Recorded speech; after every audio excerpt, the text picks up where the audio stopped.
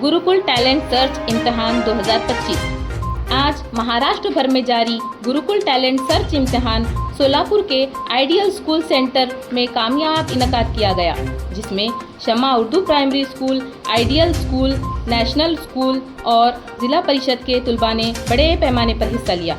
इस मौके पर Gurukul talent search के सोलापुर जिले के coordinator Mahmood Nawaz sir, Imran Jamadar sir, ideal high school के head master Irfan Janwadkar sir, ideal primary school की सदर मौलमा Neha Shaikh madam, Rizwan Karajgi sir, Tahseen Shaikh madam और अली नल्लामंदू सर मौजूद थे।